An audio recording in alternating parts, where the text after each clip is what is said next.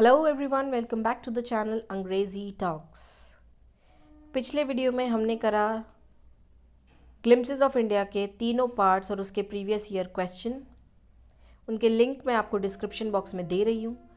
और नेक्स्ट आज हम करेंगे the making of a scientist, उसका एक्सप्लेनेशन इन हिंदी और किस तरीके से हमें वो चैप्टर याद करना है। Let's start. The making of a scientist. जब चैप्टर को हम पढ़ना स्टार्ट करते हैं तो हमें इंट्रोड्यूस कराया जाता है रिचर्ड अब्राइड से as a 22 year boy, scout of the year, और उसने लाइफ में अपने एक बहुत बड़ा सिक्सर मारा है। क्या सिक्सर मारा है? उसने पूरे वर्ल्ड को एक्साइट कर दिया, एक्साइटमेंट से भर दिया है, क्योंकि एक 22 साल के लड़के ने हाउ सेल वर्क्स वो थ्योरी दी है। और उसको चैप्टर में कंपेयर किया गया है होम रन से। 15 साल का बच्चा अगर एक होम रन हिट कर दे तो वो जितनी बड़ी बात है उतनी ही बड़ी ये बात है। और होम रन क्या है? बेसबॉल में अगर आप बैट से बॉल को इस तरीके से हिट करो, इतना पावरफुल हिट करो, इतना दूर जाए वो कि बैटर आराम से एक सर्कल लगा पाए बिना किसी प्रॉब्लम के, तो उसको होम रन बोला जाता है।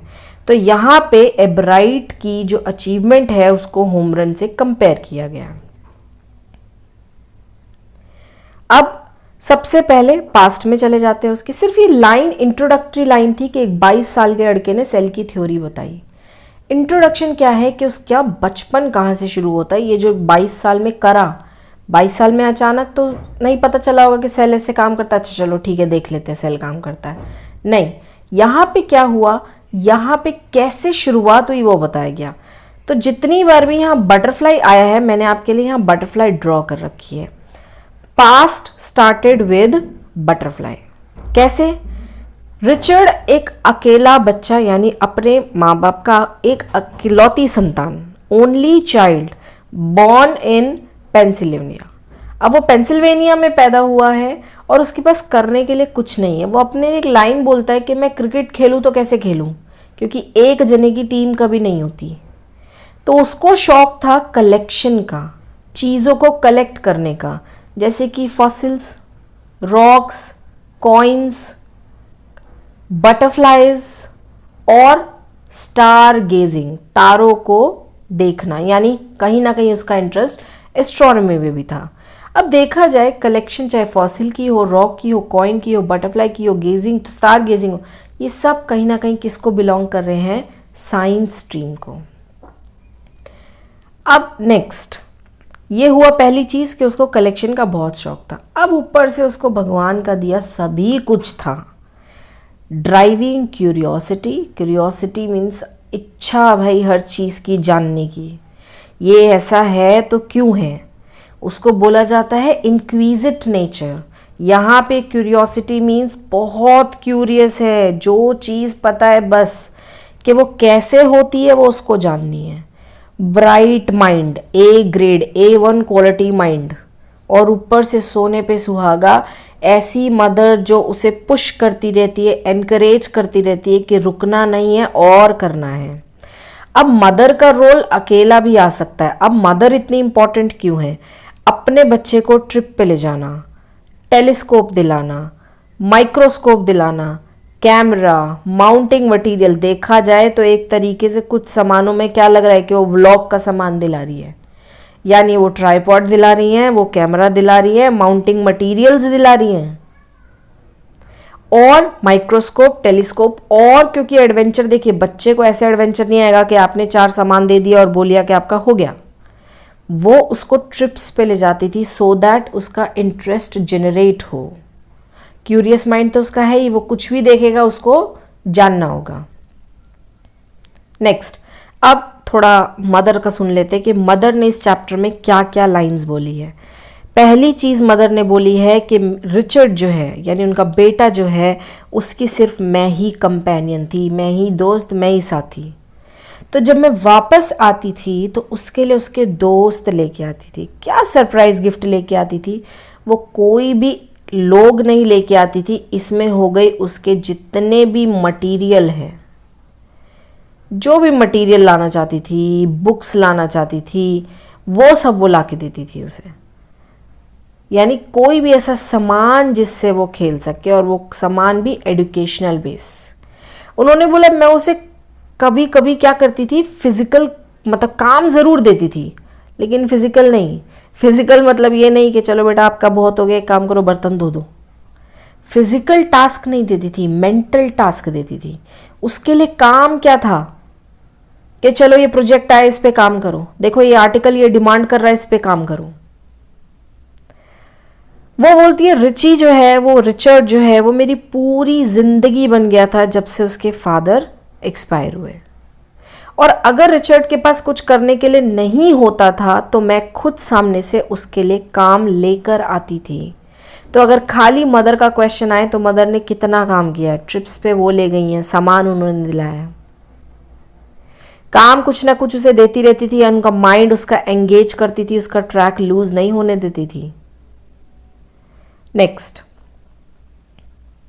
अब उसकी जर्नी स्टार्ट करते हैं। देखिए अभी तक अगर रिवाइज किया जाए तो उसने क्या किया है, उसने कुछ नहीं किया है। पहला काम, अकेला बच्चा, कुछ करने को नहीं तो चीज़ें कलेक्ट करना स्टार्ट कर दिया उस प्लस उसका A grade mind, curiosity, inquisitive nature, और ऊपर से उसकी मदर इतनी हेल्पफुल। मदर का भी हमने सुन लिया उन्होंने क्या बोलना चाहा। अब बेसिकली देखते हैं कि ये सब तो हुआ उसके बचपन की बात, मदर का एक्सपीरियंस और सब कुछ। उसने एक्चुअली अपनी जर्नी कहाँ से स्टार्ट करी। चलिए सब कुर्सी की पेटी बांध लीजिए, लेट्स स्टार्ट। पहला, उसका इंटरेस्ट जो बटरफ्लाई में था, जो हमने अभी पढ़ा कि उसको शौक था, वो ख़त्म होने लग गया।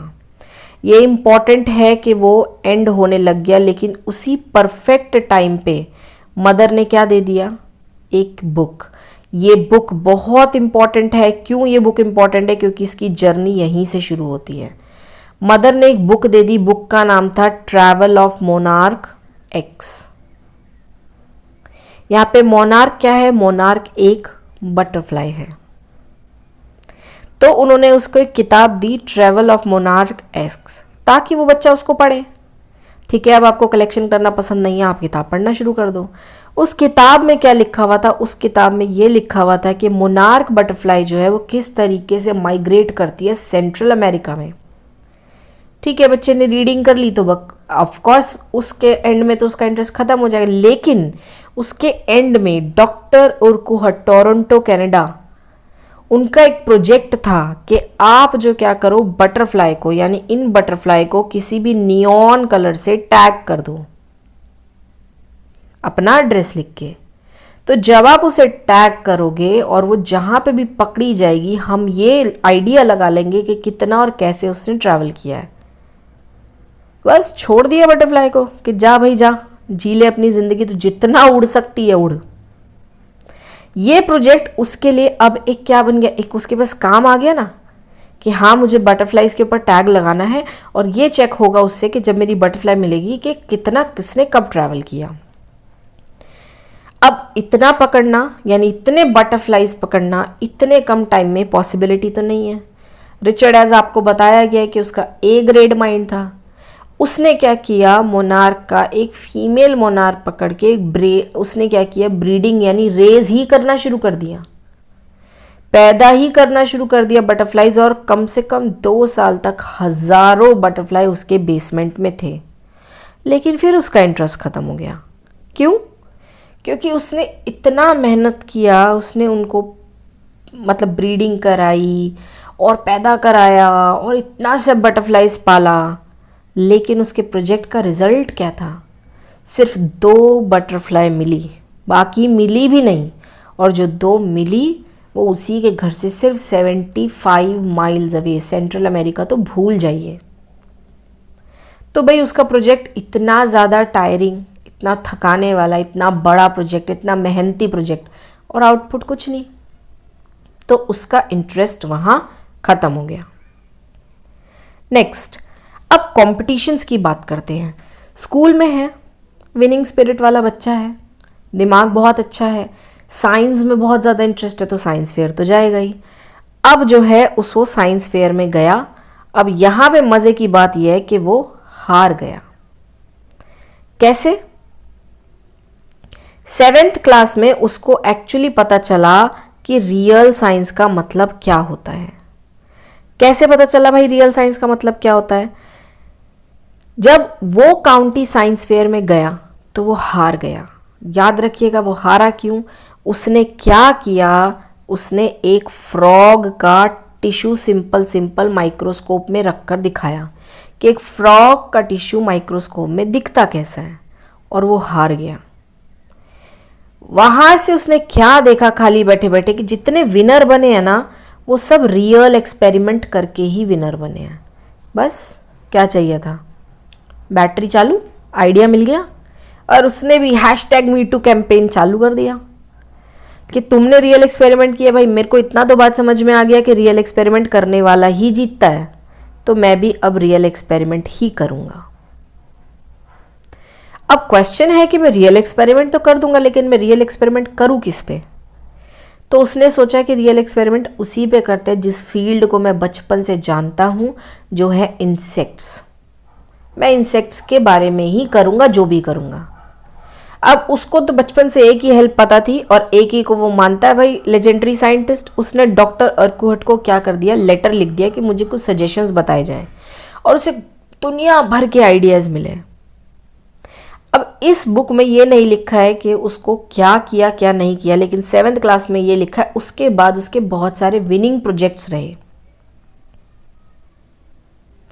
इसके बाद उसके बहुत सारे विनिंग प्रोजेक्ट्स रहे। ये था क्लास 7 की बात, यानी क्लास 7 में उसको एक धक्का लगा कि मैं हार गया हूँ, लेकिन उसने एक ऑब्जर्व किया कि जीतने वाला हमेशा एक्सपेरिमेंट करता है, करा हुआ रिजल्ट नहीं दिखाता है। क्लास 8 की बात करते हैं। क्लास 8 में उसने एक्सपेरिमेंट, जैसे उसने सोच ही लिया था कि भाई कुछ भी हो जाए एक्सपेरिमेंट तो अब रियल ही करना है। रियल में उसने क्या एक्सपेरिमेंट किया? उसने बोला कि बटरफ्लाइज जो हैं वो मर रही हैं। कैसे मर रही हैं? उन बटरफ्लाइज को मार रहा है कौन? उन बटरफ्लाइज को उनके अकॉर्डिंग बीटल मार रहा है, यानी बीटल ही बीमारी को कैरी करता है जिसकी वजह से बटरफ्लाई मर रही है। उसको पता था रियल एक्सपेरिमेंट ही काम करेगा मेरे केस में। उसने वो एक्सपेरिमेंट ट्राई किया। कैसे? उसने कैटरपिलर्स को रेज किया, पाला। प्रेजेंस किसकी? जब वहाँ पे बीटल हो। अगर तो बीटल कैरी करता है तो भाई सारे कैटरपिलर को बीमारी लगेगी, और अगर नहीं करता है तो एक्सपेरिमेंट प्रूव हो जाएगा। और एक्सपेरिमेंट प्रूव हो भी गया कि कुछ भी बटरफ्लाइज को नहीं हुआ, कुछ भी चीज़ बटरफ्लाइज को नहीं हुई बीटल की प्रेजेंस में, यानी बीटल जो है वो बीमारी नहीं फैला रहा है। अब इस चैप्टर में 8th क्लास में ये नहीं लिखा है कि ये उसने प्रेजेंट किया या नहीं किया, प्राइज मिला या नहीं मिला। नेक्स्ट ईयर की बात करते हैं। देखिए 8th हो गई, 9th हो गई, 7th हो गई, 8th हो गई। अब नेक्स्ट ईयर ऑफकोर्स ये 9th ही होगी, बट हमें नेक्स्ट ईयर जैसे लिखा हुआ है। नेक्स्ट ईयर का प्रोजेक्ट 2 तरीके की बटरफ्लाई की बात की है यहाँ पे, वॉइसरॉय और मोनार्क। उसका कहना है कि वॉइसरॉय बटरफ्लाई मोनार्क को कॉपी करती है। अच्छा, रीज़न क्या है? बर्ड्स जो हैं वो मोनार्क को नहीं खाती हैं क्योंकि उनका कोई खास टेस्ट नहीं है। तो क्लेवर वॉइसरॉय क्या सोचती है कि मैं भी मोनार्क जैसी दिखने लग जाती हूँ और मुझे मोनार्क समझ के बर्ड खाएगा ही नहीं।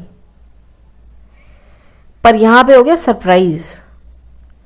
कैसा सरप्राइज? जब उसने चेक किया तो ये पाया कि स्टारलिन नाम की बर्ड जो है वो तो मोनार्क ही खा जाती है।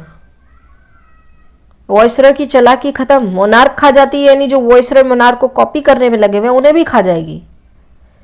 तो एक्सपेरिमेंट तो था कि वॉइसरॉय कॉपी करता है नहीं करता, लेकिन उसमें उसने कुछ और ही पाया कि स्टारलिन बर्ड तो मोनार्क ही खा जाती है। हाँ, लेकिन उसने बुक में मेंशन जरूर किया कि लोगों ने ये प्रूफ किया कि हाँ सच में वो उसको कॉपी करते हैं। लेकिन उसका तो एक अलग ही एस्पेक्ट निकल गया स्टारलिन बर्ड वाला। वहां पे उसको फर्स्ट प्राइज मिला जूलॉजी में और 3rd प्राइज मिला काउंटी साइंस फेयर में। तो खाली जूलॉजी सेक्शन में 1st और ओवरऑल में 3rd। अब देखिए हाई स्कूल का 2nd ईयर क्लास 10 की बात हो गई है यहाँ पे। यहाँ पे अब धीरे धीरे देखो उसका लेवल बढ़ता जा रहा है। पहले उसने सिर्फ इतना बोला कि बीमारी फैलती है बीटल से, फिर उसने बोला वॉइसरॉय मोनार्क को कॉपी करता है। अब जब इतना वॉइसरॉय मोनार्क को रिसर्च कर ही रहा था, तब उसे पता चला कि बटरफ्लाई इंसेक्ट में एक हार्मोन होता है। देखिए, सिर्फ फ्रॉग टिश्यू दिखाने से अब वो बच्चा डायरेक्टली हार्मोन की बात कर रहा है। हार्मोन होता है कैसे? उसने बोला कि जो मोनार्क है, मोनार्क की बटरफ्लाई के जो ऐसे विंग्स बने हुए हैं, उसके ऊपर ऐसे ऐसे गोल्डन स्पॉट्स हैं। बाकी सभी का ये बोलना था कि ये सिर्फ सुंदरता के लिए, इनका काम वाम कुछ नहीं है। लेकिन डॉक्टर उर्गोट का मानना था कि कुछ ना कुछ तो है, बस इतना बहुत था उसके लिए। जो जीजा जी बोलेंगे वही करेंगे।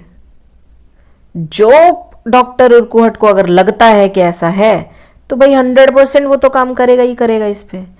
एब्राइट ने ये प्रूव किया कि जिस गोल्डन स्पॉट को आप सब ऑर्नामेंटल मानते हो, वो एक्चुअली उसकी ग्रोथ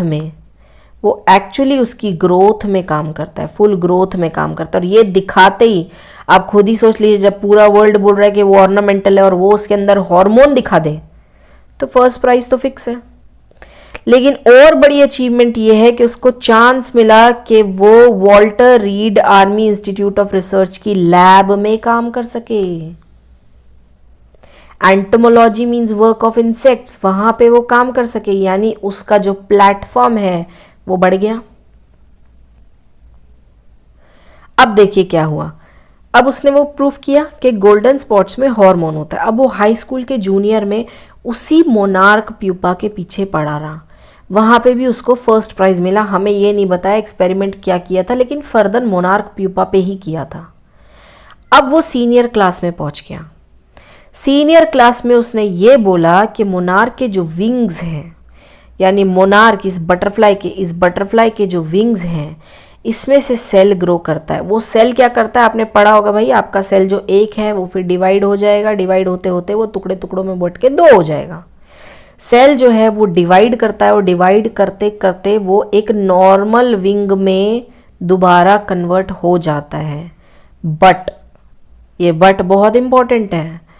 बट कब होगा? जब उन्हीं गोल्डन स्पॉट्स पे जिनको आप ऑर्नामेंटल मान रहे थे, उन्हीं गोल्डन स्पॉट पे उनको फीड कराया जाए। यानी उस गोल्डन स्पॉट की इतनी ज़्यादा इंपॉर्टेंस है कि अगर उस पे बटरफ्लाई को फीड कराया जाए तो उस हार्मोन से ये हेल्प होती है कि सेल डिवाइड होता है और सेल डिवाइड होके उसका विंग दोबारा से नॉर्मल विंग में ग्रो कर जाता है। एक्सपेरिमेंट अपने आप में ही बहुत उम्दा है, तो फर्स्ट प्राइज तो बनता है। इंटरनेशनल, अब सब काउंटी साइंस फेयर हट गए हैं, अब इंटरनेशनल साइंस फेयर में उसको फर्स्ट प्राइज मिला। अब देखिए क्या हुआ, इंटरनेशनल में भी फर्स्ट प्राइज मिल गया। ऑलरेडी वो वॉल्टर रीड लाइब्रेरी में लैब में काम कर रहा था। ग्रेजुएशन के समर्स में उसको यूएस डिपार्टमेंट ऑफ एग्रीकल्चर में काम करने की अपॉर्चुनिटी मिली। कहाँ से स्टार्ट किया था? मम्मी के टेलीस्कोप से, वहीं के माइक्रोस्कोप से, ट्रिप्स से और बुक्स से। आज वो बच्चा कहाँ पहुँच गया है? यूएस के डिपार्टमेंट ऑफ एग्रीकल्चर में। उसकी लैब में गया, हार्वर्ड यूनिवर्सिटी में काम किया, lab of department of agriculture में। जब वो बच्चा अपने ही इक्विपमेंट से, अपने दिमाग और इक्विपमेंट से इतनी बड़ी बड़ी खोज कर सकता था, तो जब उसे सोफिस्टिकेटेड साइंटिफिक इक्विपमेंट मिलेंगे वो क्या करेगा? उसने उस लैब में काम करते करते उस गोल्डन स्पॉट वाले प्रोजेक्ट को छोड़ा नहीं और उस हार्मोन का केमिकल फॉर्मूला निकाल लिया। केमिकल फॉर्मूला निकालने से क्या हुआ? उसके केमिकल फॉर्मूला निकालते ही 1.5 साल की मेहनत के बाद उसने सेल लाइफ की थ्योरी ही निकाल डाली। सेल की लाइफ क्या है, वो कैसे रहता है, कैसे नहीं रहता है, उसने वो थ्योरी ही निकाल के रख दी। अब उसको पता चल गया कि इस हार्मोन का मेरे पास, अब मैं सिर्फ हार्मोन नहीं बोल रहा हूँ, मेरे पास इसका एक केमिकल फॉर्मूला है।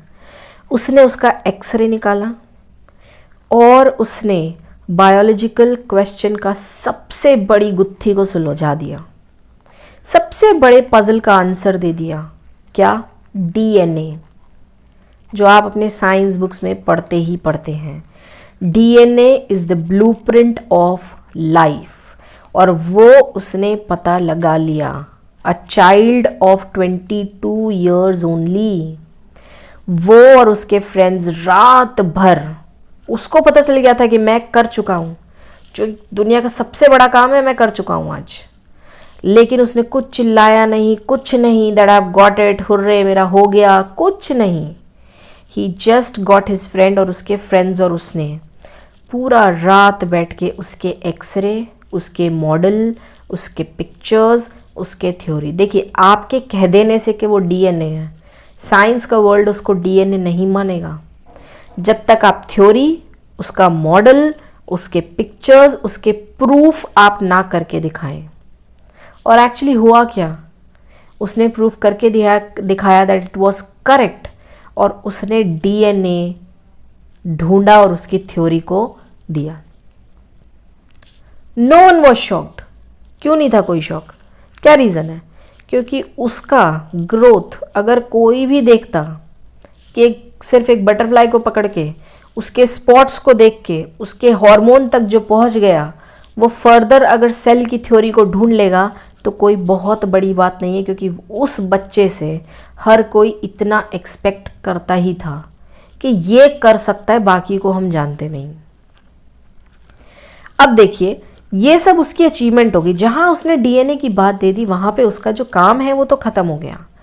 अब देखिए, वो खुद किसी को एडमायर करता था। किसको एडमायर करता था? एसएसटी के टीचर को, ए बेहरियर को। वो उसके लिए टीचर भी थे और उसके एडवाइज़र भी थे, जो उसको दूसरे clubs, debate club, social club में जाने के लिए एनकरेज करते थे। वो टीचर ने खुद रिचर्ड एब्राइट के लिए बोला है कि वो कॉम्पिटिटिव था, लेकिन वो कंपटीशन नहीं जो औरों को हराए, वो कंपटीशन जो खुद से बेटर बनना चाहे एवरी टाइम। औरों को हराने में उसे कोई इंटरेस्ट नहीं, लेकिन वो क्या करके आगे बढ़ेगा और किस चीज से ग्रो करेगा, ऐसा कंपटीशन उसके अंदर भरा हुआ था। अब देखिए, लास्ट है, चैप्टर का नाम ही है the making of scientist. Making का मतलब क्या है भाई? मैगी बनानी है, पानी चाहिए, पैन चाहिए, आग चाहिए, मैगी मसाला चाहिए, मैगी चाहिए और थोड़ा सा टाइम चाहिए, मैगी रेडी। अब यहाँ आपको साइंटिस्ट बनाना है, तो साइंटिस्ट बनाने के लिए आपको क्या चाहिए? ए ग्रेड माइंड चाहिए, अंदर क्यूरियोसिटी चाहिए। भाई, क्यूरियोसिटी ही आपको ग्रेविटी दिखा पाई है। अगर एप्पल गिरता और गिर के एप्पल खाया जाता, ये ना देखा जाता कि ये गिरा नीचे ही क्यों भाई, तो ग्रेविटेशन कभी ना मिलता। तो क्यूरियोसिटी चाहिए और एक विल चाहिए कि मुझे जीतना है। जीतना मतलब रेस में दौड़ना नहीं है, जीतना है मतलब मुझे करके दिखाना है। बस क्या करा आपने, आपका साइंटिस्ट तैयार। इतना सब एक पैन में डाल दीजिए, आपका साइंटिस्ट तैयार। हाँ, ऑफ कोर्स उसमें डिटर्मिनेशन थी, वो हार्ड वर्किंग था, लेकिन ये 3 तो मिनिमम इंग्रेडिएंट्स आपको चाहिए ही चाहिए एक साइंटिस्ट को रेडी करने के लिए। एक क्विक रीकैप देख लेते हैं कि उसके साथ क्या हुआ और उसने क्या किया। Let's see. सबसे पहले बचपने की बात करते हैं। बचपन में उसने क्या किया, जस्ट अ सेकेंड, बचपन में उसने क्या किया, मोनार्क को टैग करना शुरू किया। ये टैगिंग उसने कहाँ से शुरू की? जब उसकी मदर ने उसे एक बुक ला के दी, ट्रेवल ऑफ मोनार्क। वहाँ पे तो कोई प्राइज़ वाइज है नहीं, बस इतना बताया गया कि उसका इंटरेस्ट कम हो गया क्योंकि हज़ारों में से सिर्फ 2 मिली, वो भी 75 घर से 75 माइल्स अवे। दूसरा, 7th क्लास की जर्नी शुरू करते हैं। 7th क्लास में उसने फ्रॉक का टिश्यू दिखाया। कोई लाइव एक्सपेरिमेंट नहीं दिखाया, कराया बस फ्रॉक का टिश्यू स्लाइड में दिखाया। कुछ नहीं मिला, कुछ नहीं मिला, वो हार गया। फिर भी यहाँ मैनी प्राइज प्रोजेक्ट्स क्यों लिखा है? यहाँ मैनी प्राइज प्रोजेक्ट्स इसलिए लिखा है क्योंकि क्लास 7 में लिखा है कि उसी के बाद उसको पता चला कि रियल साइंस क्या है, और उसने रियल साइंस के बेस पे डॉक्टर उर्कुहट से सजेशंस मांगे, उस पर काम किया और उस साल उसे बहुत सारे प्राइज प्रोजेक्ट्स मिले। फ्रॉक का प्राइज प्रोजेक्ट नहीं है। 8th क्लास में देखते हैं उसने क्या किया। 8th क्लास में उसने ये बोला कि एक वायरस है जो बटरफ्लाई को मार रहा है और बीटल उसे कैरी कर रहा है। एक्सपेरिमेंट कैसे किया उसने? उन्हीं कैटरपिलर्स को बीटल की प्रेजेंस में ही ग्रो कराया, लेकिन कुछ हुआ ही नहीं। यहाँ पे प्राइस मेंशन नहीं किया, लेकिन ये ज़रूर मेंशन किया कि उसने प्रूफ किया कि बीटल के रहने से कुछ फ़र्क नहीं पड़ा। अब क्लास मेंशन क्यों नहीं है? नेक्स्ट में आपकी क्लास मेंशन नहीं है, 8th के जस्ट बाद लिख दिया नेक्स्ट ईयर, तो ये बट ऑब्वियस सी बात है कि 9th ईयर की बात हो रही है, नहीं 9th क्लास की बात हो रही है। 9th क्लास में उसने बोला 2 बटरफ्लाई हैं, एक है वॉइसरॉय, एक है मोनार्क। वॉइसरॉय बहुत चालाकी से मोनार्क को कॉपी करता है, सिर्फ इसलिए ताकि बर्ड उसे खाए ना, क्योंकि बर्ड्स मोनार्क को नहीं खाती हैं, क्योंकि मोनार्क की बैड टेस्ट। एक्सपेरिमेंट करते करते क्या पता चला कि स्टारलिन एक ऐसा बर्ड है जो मोनार्क ही खाता है। बस वॉइसरॉय का तो हो गया काम, वॉइसरॉय को भी खाएगा अगर वो मोनार्क को ही खा जाता है। देखिए, ढूंढ उसको ये थी, मिल उसको ये गया, सारी पब्लिक इसी के पीछे लगी हुई थी और वो इतने में स्टारलिन वाला फैक्ट ले आया। उसको फर्स्ट प्राइज मिला जूलॉजी में और थर्ड प्राइज मिला काउंटी साइंस फेयर में। अब चलते हैं हाई स्कूल के सेकेंड ईयर। यहाँ पे वो सबसे इंपॉर्टेंट चीज़ आई है, गोल्डन स्पॉट। उसने बोला विंग का गोल्डन स्पॉट जो है वो खाली ऑर्नामेंटल नहीं है, वो एक काम करता है, वो विंग को ग्रो करने में हेल्प करता है। उसे मिला first prize county science fair में और वो पहुंच गया Walter Reed Institute of Research. High school junior में क्या बोला गया? हमें ये बोला गया उसने मोनार्क प्यूपा पे काम किया, further worked on monarch pupa. Exactly क्या हमें नहीं पता, मोनार्क के प्यूपा यानी इसी पे काम कर रहा होगा, लेकिन क्या एक्सपेरिमेंट किया वो पता नहीं, लेकिन फर्स्ट इंटरनेशनल साइंस फेयर ले गया वो। और आपको पता है इसके बाद उसे क्या मिला? उसके बाद उसे काम करने का मौका मिला लैब में। सीनियर ईयर में उसने क्या किया एक्सपेरिमेंट? सीनियर ईयर में उसने बोला कि ये जो सेल है ये डिवाइड करेगी, रीग्रो करेगी और बटरफ्लाई का विंग दोबारा बना देगी। कंडीशन, उसे उसी गोल्डन स्पॉट पे फीड कराया जाए जो गोल्डन स्पॉट का जिक्र उसने पहले किया था। Again first in international science fair. और अब वो चला गया कहाँ? यूएस के डिपार्टमेंट में, worked in US department of agriculture. क्या मिल गया? Good equipments. और क्या ढूंढ डाला? Theory of life. क्या? What was the theory of life? DNA, the blueprint of life. इस चैप्टर को जनरली बच्चे डिफिकल्ट इसलिए मानते हैं क्योंकि इस चैप्टर में डिटेल्स ज़्यादा हैं। अगर आप इस तरीके से एक ही चार्ट में उसकी पूरी जर्नी लिख लें तो आपको रिवाइज करने में 2 मिनट मुश्किल से लगते हैं, और ये सीक्वेंस आपको ऑटोमेटिकली याद हो जाता है कि क्लासेस तो देखिए 7, 8, 9, 10, 11, 12 और उसके बाद उसका ग्रेजुएशन चल रहा है हार्वर्ड यूनिवर्सिटी पे। एक्सपेरिमेंट्स भी सिंपल है, खाली फ्रॉग टिश्यू दिखाया तभी हारा, अगली बार बीमारी दिखाई, उसके बाद वॉइसरॉय कॉपी करता है, उसके बाद उसे गोल्डन स्पॉट मिल गया, फिर दोबारा गोल्डन स्पॉट पे काम किया और फाइनली उस गोल्डन स्पॉट का रहस्य ही खोल दिया कि उसके हार्मोन पे फीड कराया जाए तो सेल डिवाइड करता है, और लास्ट में उसने थ्योरी ही ढूंढ डाली। इस चैप्टर में उतना डिफिकल्ट कुछ नहीं है, चाहिए बस आपको तरीके से रिवाइज करना। आई होप आपको ये वीडियो पसंद आई हो। वीडियो को लाइक कीजिए, कमेंट सेक्शन में कमेंट कीजिए, अपने फ्रेंड्स एंड फैमिली के साथ इस चैनल को शेयर करिए और इस चैनल को सब्सक्राइब करना मत भूलिए। Till then, take care.